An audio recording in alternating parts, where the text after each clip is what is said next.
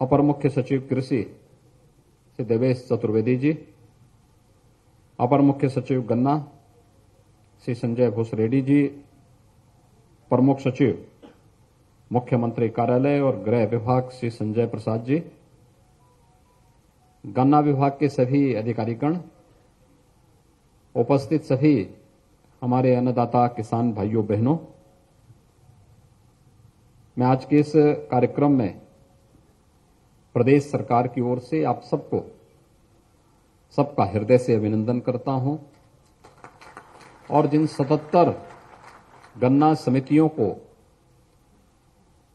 प्रदेश के गन्ना उत्पादक किसानों के लिए 77 ट्रैक्टर और मशीनरी उपलब्ध कराई जा रही है, होली की पूर्व संध्या पर उन्हें इस प्रकार की उपहार मिलना ये वास्तव में होली के आनंद को कई गुना बढ़ा देगा। मैं इसके लिए उन सबको हृदय से बधाई देता हूं, अपनी शुभकामनाएं देता हूं।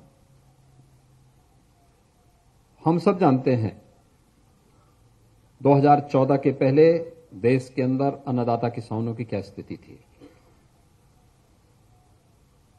देश की आजादी के बाद किसान भी किसी सरकार के एजेंडे के हिस्से बने और ईमानदारी से व्यवहारिक धरातल पर शासन की योजनाओं का लाभ उन्हें प्राप्त हो। यह संभव हो पाया जब प्रधानमंत्री के रूप में आदरणीय नरेंद्र मोदी जी इस देश के अंदर विराजमान हुए। और आज आप देख सकते हैं कि प्रधानमंत्री बनने के साथ ही प्रधानमंत्री मोदी जी ने पहले जो निर्णय लिए उनमें से सॉइल हेल्थ कार्ड से शुरू होता है, जो प्रक्रिया प्रारंभ होती है, किसान बीमा की योजना, कृषि सिंचाई की योजना, और आज आपने देखा होगा समर्थन मूल्य में लागत का 1.5 गुना दाम देने के साथ ही प्रधानमंत्री किसान सम्मान निधि का लाभ हर उस किसान को उपलब्ध कराने जो पहले साकारों पर निर्भर रहता था। और आज अगर प्रदेश के अंदर ही हम देखेंगे तो 2,60,00,000 किसान इस सुविधा का लाभ ले रहे हैं, जिन्हें हमने पिछले 3.5 वर्ष के अंदर जिन अन्नदाता किसानों को 51,000 करोड़ रुपए से अधिक की राशि उनके खाते में पहुंचाने का काम केवल प्रधानमंत्री किसान सम्मान निधि के माध्यम से उपलब्ध कराया है। किसान तो किसान होता है, उसकी कोई जाति, कोई मत और कोई मजहब नहीं होता। 2017 के पहले क्या स्थिति थी प्रदेश के अंदर किसानों की? पानी नहीं मिल पाता था, बिजली नहीं मिलती थी,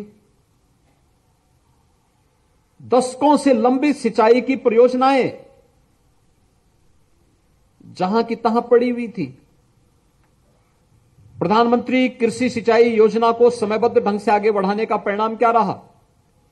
लगभग 22 लाख हेक्टेयर भूमि को अतिरिक्त सिंचाई की सुविधा हम लोगों ने प्रदेश के अंदर उपलब्ध कराई। और सिंचाई बुनियादी सुविधा है, किसान को समय पे बीज मिले, समय पे खाद मिले, समय से तकनीक मिले, खेत को समय पर पानी मिले और समय पे उसकी उपज का उसे उचित दाम मिल जाए। हमारा अन्नदाता किसान तो यही चाहता है।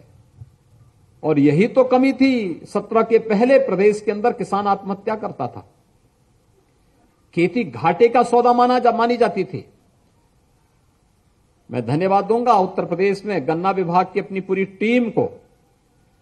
आज जब यहां पर यह कार्यक्रम होने जा रहा है, इतना बड़ा इवेंट, 77 ट्रैक्टर एक साथ प्रदेश की गन्ना समितियों को अन्नदाता किसानों के लिए, गन्ना उत्पादक किसानों की सुविधा के लिए उपलब्ध करवाया जा रहा है, तब उत्तर प्रदेश देश के अंदर एक नया रिकॉर्ड भी बना रहा होगा।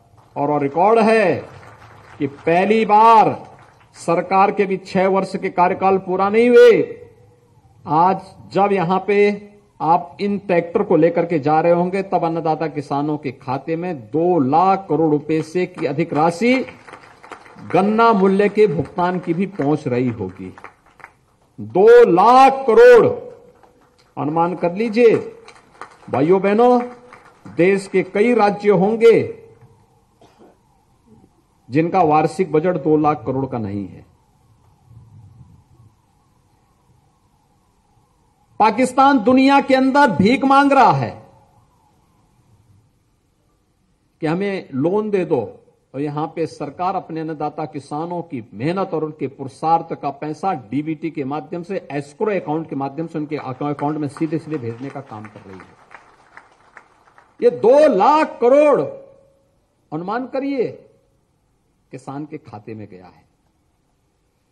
प्रधानमंत्री कृषि सिंचाई योजना को लागू होने के बाद अगर मैं गन्ना किसानों की ही बात करूं तो हमारे अन्नदाता किसानों की पुरुषार्थ का परिणाम है कि आज वह अन्नदाता किसान पर हेक्टेयर 10 टन अतिरिक्त गन्ना उत्पादन करने में सफल हुआ है। अतिरिक्त गन्ना यानी 100 क्विंटल पर हेक्टेयर अतिरिक्त गन्ना उत्पादन वो कर रहा है।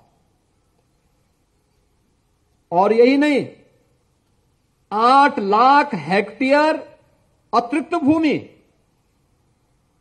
पर गन्ना का दायरा बढ़ा है।